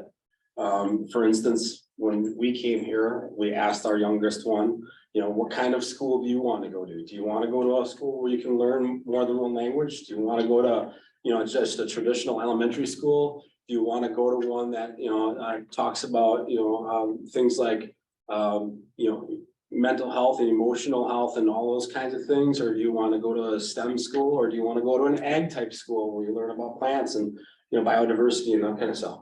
Because that's what we have here. And our student population very much self-selects into those, and for unique reasons, assessment scoring can be aligned to different factors within those. And so we have to be very careful not to set up an idea that there's competition between, but in order to talk about the differences that make up those feeding into a specific entity, like our middle school, where they all come together. That's where I need to be mindful of when looking at different data types and talking about how do we take the mixture of all those, the strengths and weaknesses that they all present, and how do we meld them into a place that can continue their learning through high school, where they'll become even more disaggregated again, because they'll self-select into different clubs, activities, and other things that make them the unique person that they're going to be into our work world as they go into college and career. So that's my impetus within the data, going from individual to whole and being mindful of everything in between, and why we're selecting that data and double checking and guessing ourselves as to what is this data really telling us. All right, thank you. Any other questions on this topic? Yes, for me. Can you hear me okay? Yes, you Diana. can, go ahead. All right, perfect. The questions that I have is, do we have, this kind of goes along with Tina's question. Do we have information for grades 1 through 3 going back to last spring? A lot of times when we look at data, we look at either fall to fall or spring to spring, looking at one full year. Currently, what you're showing is 9 months worth of growth. So if we saw last spring's data, we look spring to spring, and then we could really see what growth is there. Was that what was used to help set the goal? I'm just wondering, do we have that information that we could access at least at some point? I'm understanding that this may be how they want it presented when you file the paperwork, but from my perspective, I guess I'd like to see overall 1 year's growth to know, or 1 year's time to see where the growth truly is. Yeah, we can and will definitely get into that kind of topic when we get into our larger data dive pieces. This report only shows a very fraction of the data presented the way the DPI would like it, in accordance to the achievement gap reduction policies, as well as goals that we had set as a school district for the program. Well, I think that's what I'm asking is like, because if we're gonna ask and dissect this data as data, well, we're doing that in a bubble and only looking at shares. Right. If we're gonna do that, we should do a similar deep dive into Webster and Lebanon and That's true. Douglas. And remember that If we want to do that, if we say we really shouldn't, we shouldn't look at it that way. Right. Then this is just a DPI report. well, and honestly, honestly, this is just the DPI report I'm presenting to you today. Yeah, and I know that every time that you do something that has data along with it, you want to get into the larger topic, which we're getting probably a little off task and looking at. But as you know, me as a data file, I love to get into those topics and discussions about data and how we use it to help make a better system. This is just a report that I have to present to you because the law says I do, and it's a very specific report looking at very specific things to help our achievement gap reduction program and how we staff it. That's it. Okay, yeah, because I was even confused, like, why wasn't this ad service? Why is it only shares? Yeah. So I hope that understanding helps, and you'll see this every year, as we. But it's hard to not continuing look to at it and to not like. Yeah. Want to start digging in. Exactly, or it Substantial. provokes other questions. Exactly. All right. Then we will move on to reports and start with the superintendent's report. Okay. Yeah, I got my fabulous 4 or 5 slides. I can't even remember how many there are. But that's usually 4 or 5. So with that, here's June's report. I don't want to click the clicker. There we go. So start off with the recognition. I don't always recognize our wonderful educational services center staff, but I want to recognize them. They make a difference, a huge difference in the lives of our students and staff every day. The reason I'm recognizing them is because, as you may notice, as you look around, it's kind of moving day around here. I want you to know that the only department that has not had substantial change or any kind of change at all has been our HR department. What that means, keep it that. No, actually, I will say this. Margaret advocated for change. I just didn't have the funding to help her. So, I'll put it there. But I will tell you that most everybody you look at in this building either has a new director that they're responsible to, or has a new position, or has been a director but is in a very new role. And so I want you to recognize that, myself included, Ms. Duncan, who's here. Many of us who are in this building have been here less than 1 year. And so the idea that we're running a multi-million-dollar agency servicing family and kids and all the work that all of our staff does to get that done, I think that's an amazing feat for the people in this building to do, and to change and fix the plane as we're flying it to a different and new structure, one that we help will continue to provide extra and more supports for families and students, because that is our goal. And so I want you to recognize that, because sometimes in that change, there can be a lot of muddles. And remember, we're feeling forward to a better place. And we're trying to do that with positivity and kindness. So thank you very much to everybody at the ESC who contributes daily to the mission of this school district, because it's been an interesting shift in how we're doing things, to say the least. Okay. Also, I want to recognize these two people. You guys know that Aaron Meyer and Dave Vitale. I want to thank them for their years of service and dedication to the district. They'll be missed. This is their last week of service. You will see them every once in a while, occasionally around, as we're transitioning through the next 6 months, because we do need them to pop in and help us with our transition, mentoring the new people that we have, as well as filling in on some of those things that they had started, but they are handing off to the new person. So I do want you to know that very occasionally, and not much, but you might see them around. And if you do, say hi and give them a thank you. Opportunities that we have coming up, we have PLC training in Madison, July 12th and through the 14th. It's really nice because it's close this year. Usually it's in Minneapolis, St. Paul, or other places.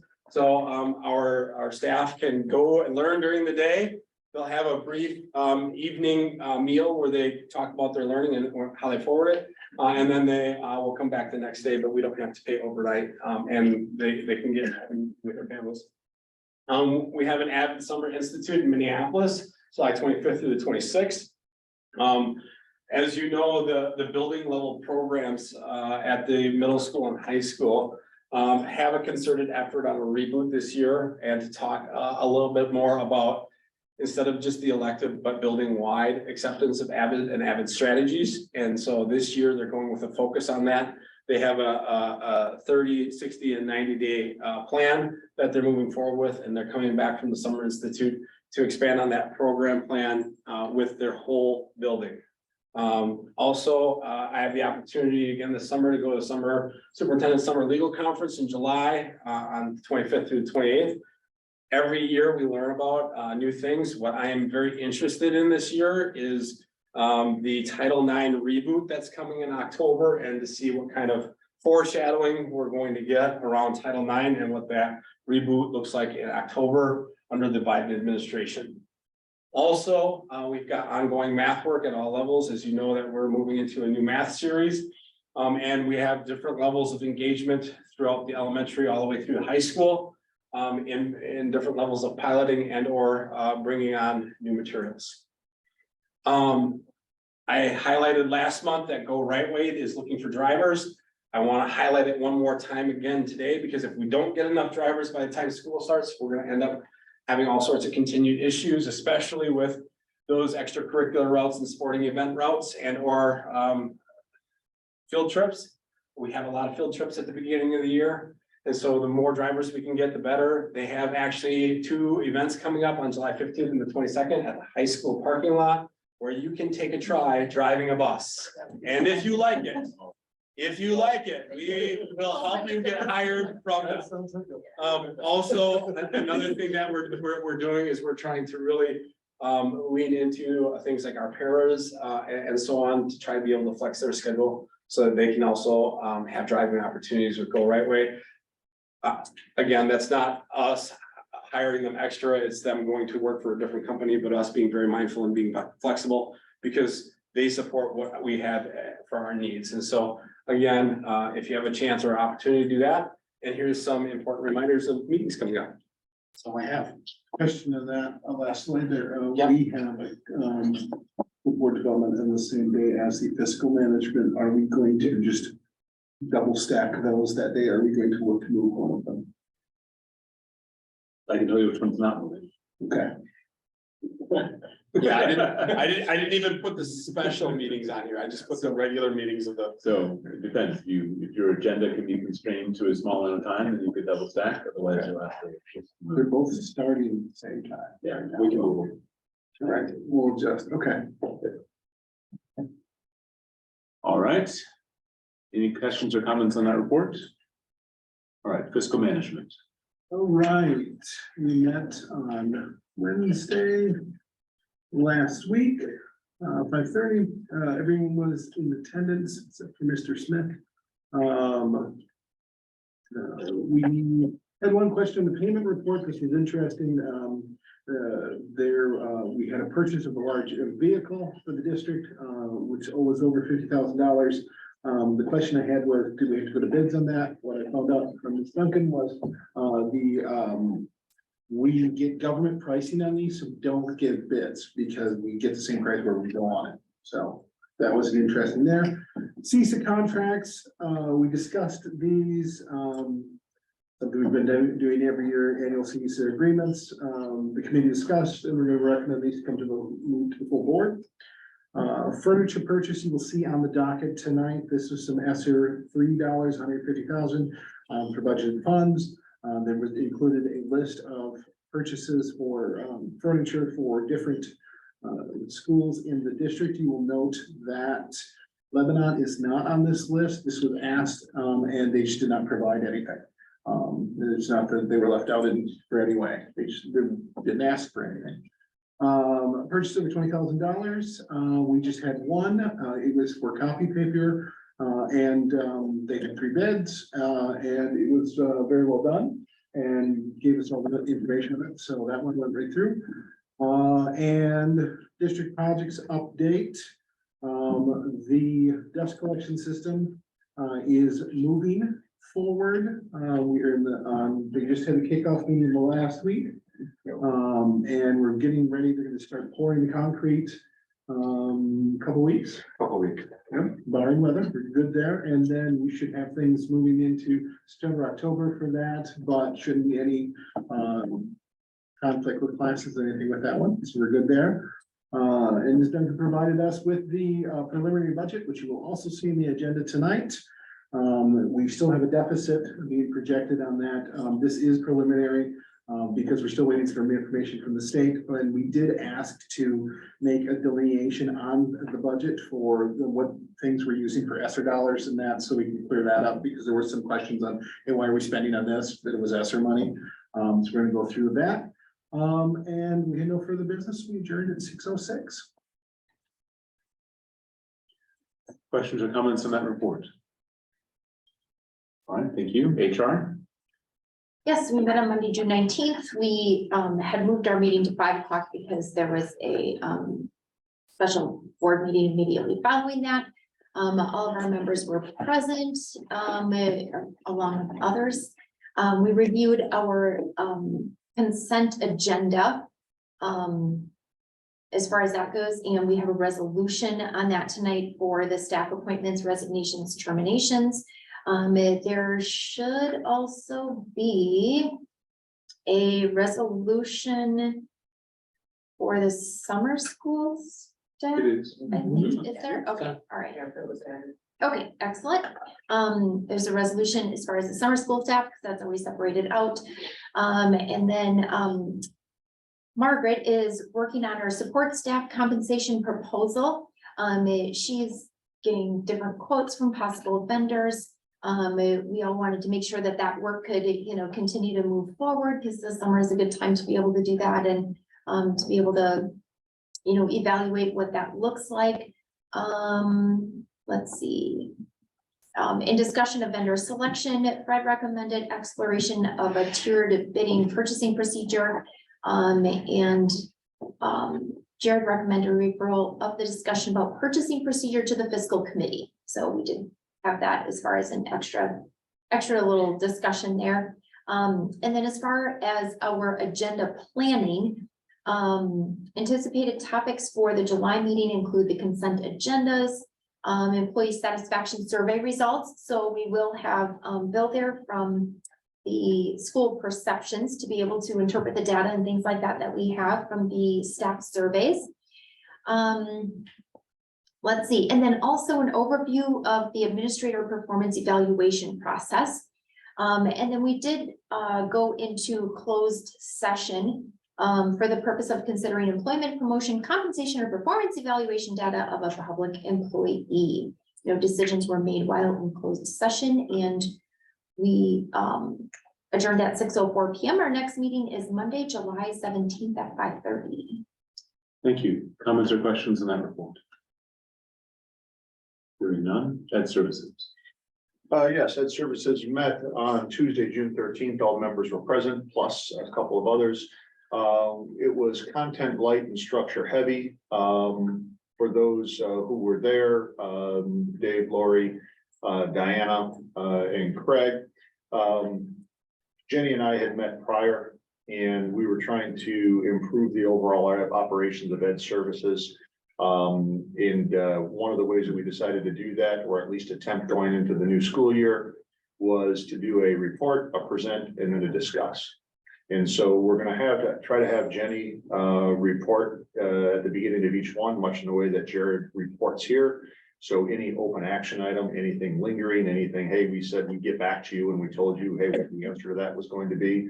We'll be taking furious notes, potentially with Jenny's assistant in the room so that she can be more engaged in the conversation as opposed to note taking. But we'd like to see her report back on open action items. Then we found it useful in the past that presentation from staff as well as teachers, admin staff was handy. We learned a lot of good things, and then we would leave it open for discussion, which would typically follow a calendar.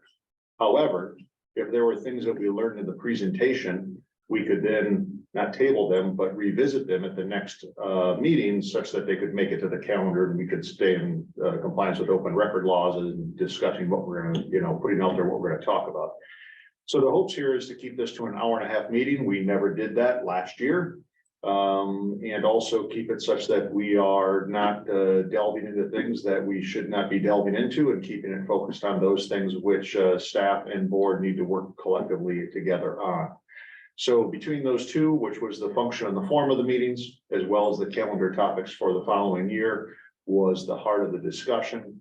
And then we adjourn. Next meeting is on Tuesday, July 11th, and I will need a pinch hitter, either volunteered or voluntold. I will not be in the country. The Tuesday, the 11th. I can cover that if necessary. Yeah, sounds great. And I'll first ask the committee members whether Dave, Lori, or Diana would like to try that. And that would be perhaps the first time, Tony, that we go into the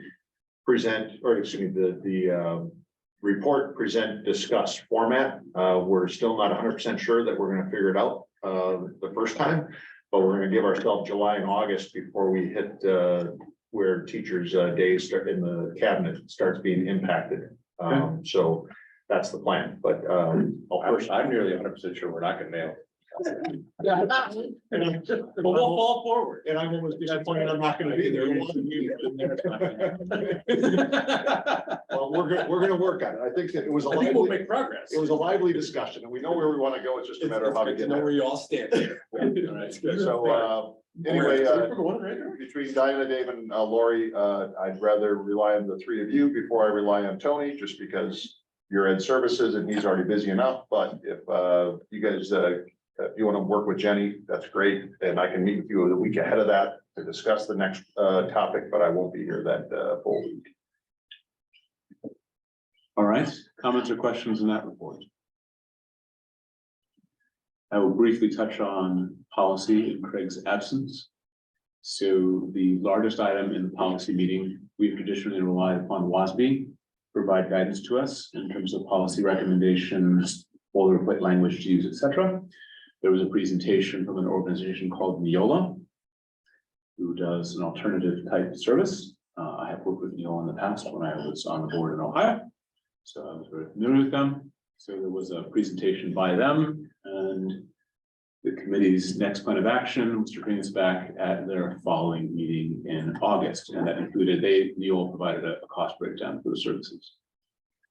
Next, it was a brief discussion of trying to clarify the operational procedure around minor revisions. Next, there were several policies brought up from a discussion perspective, extracurricular activities, retention, and graduation, specific graduation. And of those, the extracurriculars, the superintendent got a walk away from that in terms of to-dos related to that. The retention topic was moved, decided there is merit to continue to look at that policy for possible revision. And then lastly, graduations, those policies were set aside at this time. Then several committee members brought up a few other policies they'd like to see brought forward in future agendas, including personal electronic devices and a dress code. So those would be up for future meetings. And then lastly, the committee looked at major and minor revisions. There was one policy up for major revisions, and that is parent and family engagement. And that is included in our consent agenda for first reading this evening. And there are a number of minor revisions that are also up in our meeting this evening. Can I add one more thing to? Please do. Yep. There was a discussion too on structure and format of structure of the meetings that's different.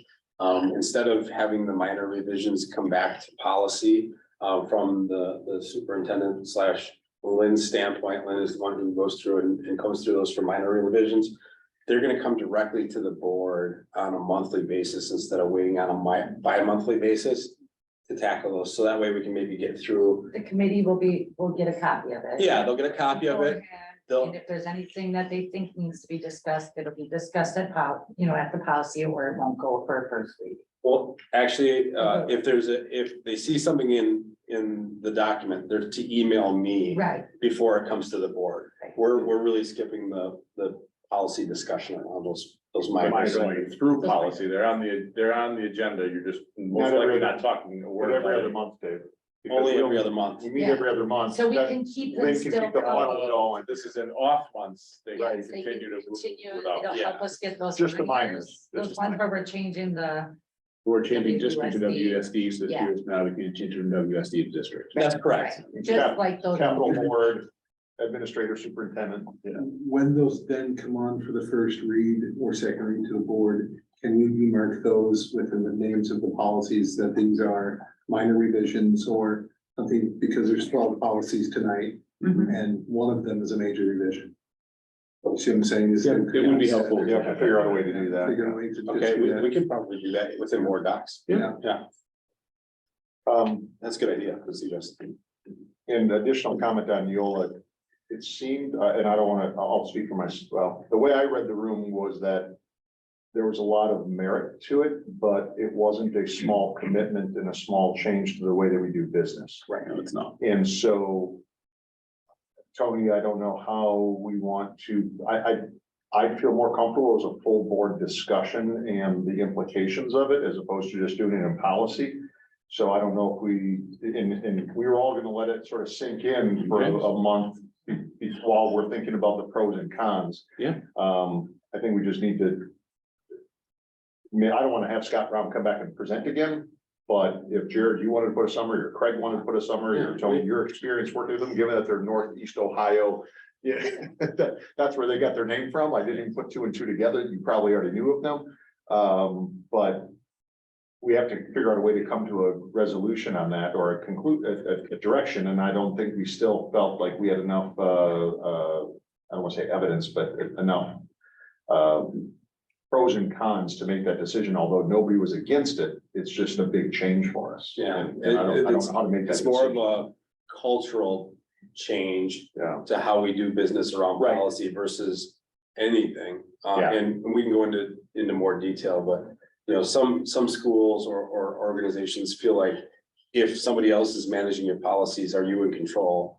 And the one message that I think people need to take away is that Neola gives you 100% control over your policy. It just gives you a lot of framework to work within to get that done, and provides the requisite knowledge base and background to help support you. Yeah. So we just have to figure out how we want to make a decision on that, whether it be the next executive discussion, and then figure out if it's a board resolution, board discussion, or. Well, and there's a cost. And there's a cost associated with it too. My expectation is that there will be a recommendation coming out of the policy. Okay. committee to the board. Okay, Right, I think that's the logical we just flow wanted of to this. let it sit and bring it back. okay, Or there'd be no recommendation, you decide not, Right. the committee decides not to move forward. okay. Just a clarity on the process, so minor revisions come generally from the flow of, we're looking at these next month, this next month, et cetera. Majors come with a sponsor, Generally, That's. do they come in any other way to being a Yeah, major? so like the major that you see tonight, that is a DPI informed required policy that we don't have in place. And they found that through an audit process, and they said, you need to get this policy in your books. last month was the class size came through that, well, I guess we did that. in That policy came through first. administration, Yeah, but it it not. wasn't sponsored, put it that way, Dave. It did come through policy, but it wasn't a sponsored one where it had been waiting in the queue. But it did go through policy.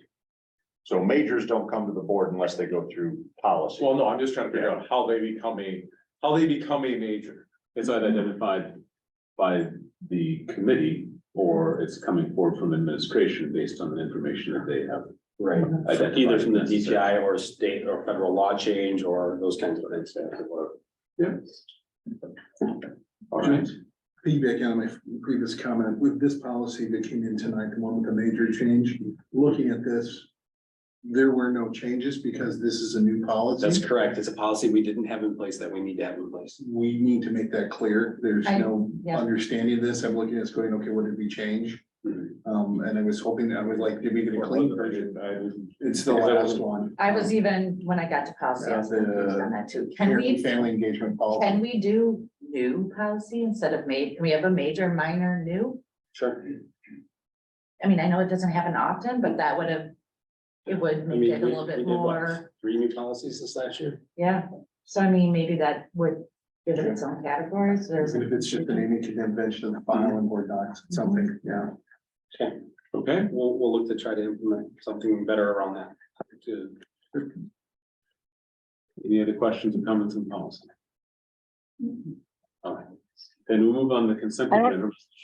Sorry, Time Diana. out before we do that, yes, we did not meet in planning, but I just want to give the board a heads up that at our next meeting on July 12th, we will be talking specifically about board development ideas as well as the board retreat. So if you have input and would like to join us, awesome. Otherwise, shoot me an email and we can get those ideas generated so the committee can take a look at them. Thank you.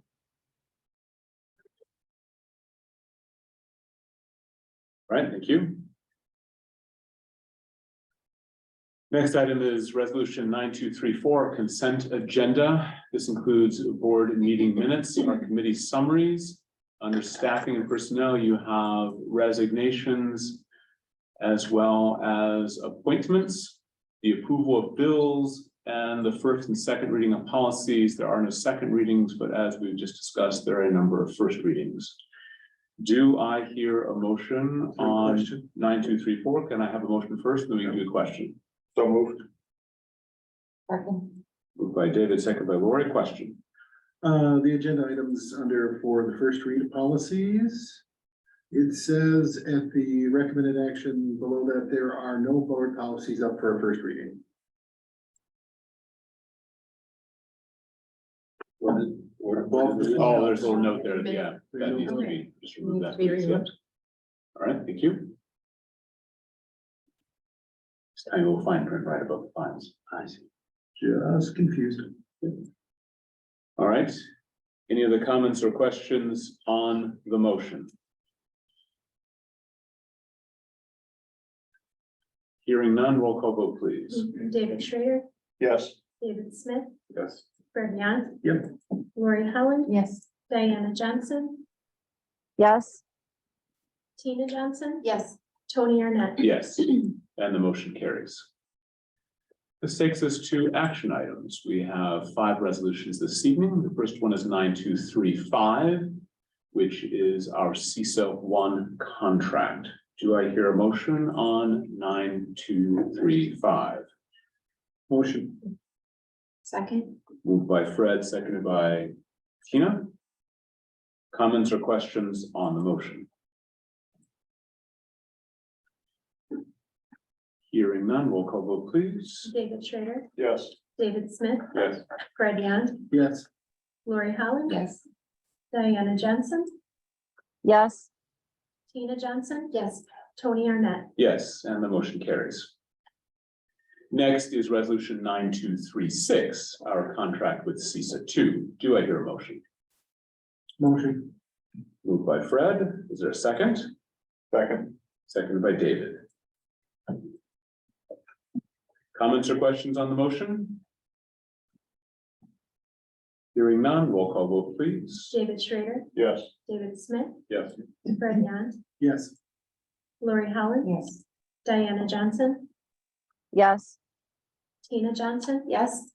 Tony Arnett. Yes, and the motion carries. Next is 9237. Our 2023-2024 preliminary budget. Do I hear a motion? Motion. Moved by Fred. Is there a second? Second. Second by Lori. Again, it's typical for us to put in this essentially pro forma budget in advance of the formal budgeting approval process, which will occur later in the fall. Questions or comments on the motion? Sarah, did you say that I read it in here and I couldn't tell if it was in or out. Is the proposed biennium or the proposed increase in the biennium budget for the school funding included or not included in this? Is included. It is affirmative. Okay, thank you. I see it alluded to here, but I can't, it's not read in a form of an action. Thank you. Other comments or questions on the motion? All those in favor signify by saying aye. Aye. Opposed? Motion carries. Next is resolution 9238, purchase of replacement and new building furniture. Do I hear a motion? So moved. Moved by David. Is there a second? Second. Seconded by Dave. Comments or questions on the motion? This was reviewed at fiscal. Just procedurally what happened, so this is whatever, I don't have it up now, 10, 11 grand shy of the placeholder amount, does that close out that line item, or does that balance stay there? It should, it has, It should close it out. yeah, as Ms. Duncan reported at fiscal, we left some room in there for shipping costs or change in information from the quote or whatever, you know, just to make sure that we have some room. But we're not expecting any other budgetary changes or anything like that. We're gonna close this out, and if there's any money left over, it goes back to the idea of if we have other monies left over, what we're gonna do with those. Okay. Any other comments or questions on the motion? Roll call vote, please. David Schrader, Yes. David Smith, Yes. Fred Yant, Yes. Lori Holland, Diana Johnson, yes, Tina Johnson, Yes. Tony Arnett. Yes, and the motion carries. Our last resolution is 9239 regarding summer school staff. Is there a motion? So moved. Moved by Tina, is there a second? Second. Seconded by Lori. Again, this was reviewed at HR. Comments or questions on the motion? Hearing none, roll call vote, please. David Schrader, Yes. David Smith, Yes. Fred Yant, Yes. Lori Holland. Yes. Diana Johnson, Yes, Tina Johnson. Yes. Tony Arnett. Yes, and the motion carries. All right, this brings us to the second opportunity for public input. There's members who would like, the public would like to address the board this time. Anyone? No? Okay, anyone online? All right, then I will entertain a motion to adjourn. Motion. Second. Moved by Fred, seconded by Tina. All in favor signify by saying aye. Aye. Opposed, we stand adjourned. Here.